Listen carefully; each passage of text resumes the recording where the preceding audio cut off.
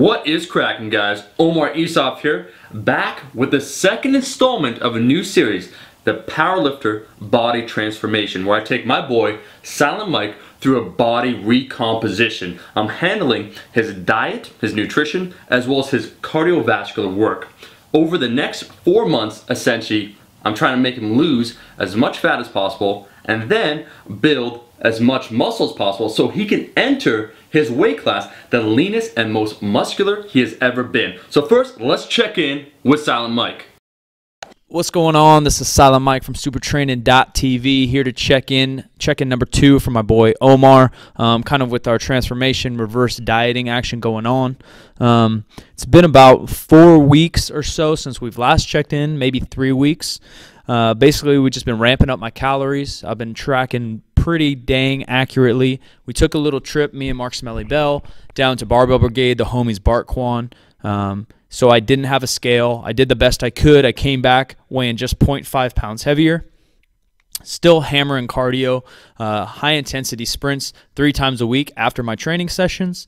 Just basically 15 minutes or so, 30 seconds on, minute and a half off. I continue that. I did that training down in Barbell Brigade, down in LA. Since we've been back in town, everything's been going great. Feeling a little bit stronger, a little bit more energy with these extra calories. Right now, I'm about 3,000 calories or so. The breakdown doesn't really matter, but we're keeping my carbs pretty high, fat moderate, protein fairly high. Everything's feeling good. A little bit on my training split. I recently started lifting my frequency with squats, so I'm squatting 3 times a week. Basically a repetition type day, a speed work day, and a maximal effort or daily max day going on rate of perceived exertion type scale. So I'm hitting a heavy double or single once a week, sets of 5 to 8 once a week, and then just speed doubles. Benching twice a week, deadlifting 1 heavy with kind of an accessory deadlift day. I've also recently added 2 jacked and tan days, so I'm doing a triceps and shoulder workout all by itself, keeping it under 45 minutes, just trying to get moving. I also have a back and bicep day in between my real sessions, once again, just to get some extra work in, keep the blood moving. To summarize, over the last 4 to 5 weeks, we made Silent Mike lose 3 to 4 pounds. Nothing big, right, but of actual fat. He got visibly leaner, right, while slowly increasing his calories. So now, 4 to 5 weeks later, he's eating on average about 700 more calories a day than he was when we started. So we're getting him back up to maintenance, how many calories his body needs just to maintain his body weight, and then eventually we're going to be in a surplus. So we lost a little bit of fat. Now we got 12, maybe approximately 12 weeks before his next competition. So we're gonna put him in a hypertrophy phase. He's gonna attempt to build some muscle now. He's about 193, maybe 194, weight class is 198, so he can afford to gain safely about 7 to 8 more pounds in the next 12 weeks.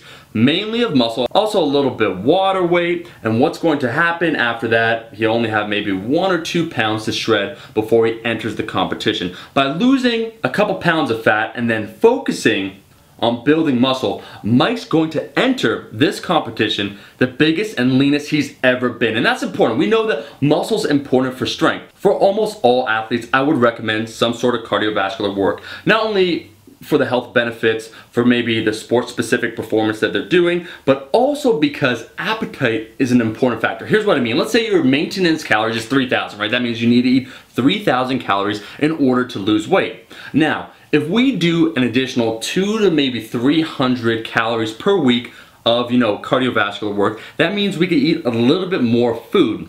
But it's not a, net sum 1 equals 1, where as you increase your cardio, you get hungrier and hungrier. There's a limit. For most individuals, there's some sort of upper threshold, and we need to find that comfortable point, within reason, of course.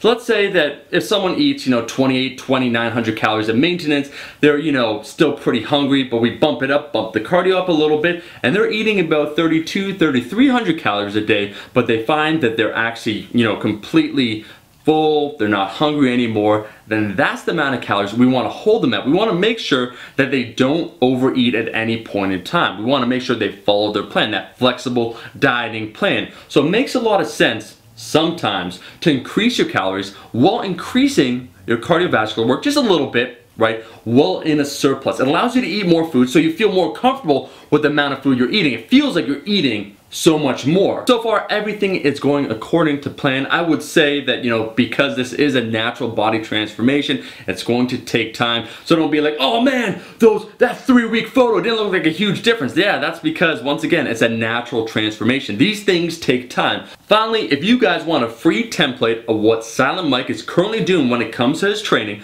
like this video and leave a comment below saying that you want it, and we'll get it organized for the next video for you guys, just to download for free his program. That's it, guys. That's the video. Make sure to follow my boy Silent Mike on Instagram. Like this damn video if you like the video. Yes, I'm talking to you, and I'll be seeing all you guys, my rascals, in that next video. Peace!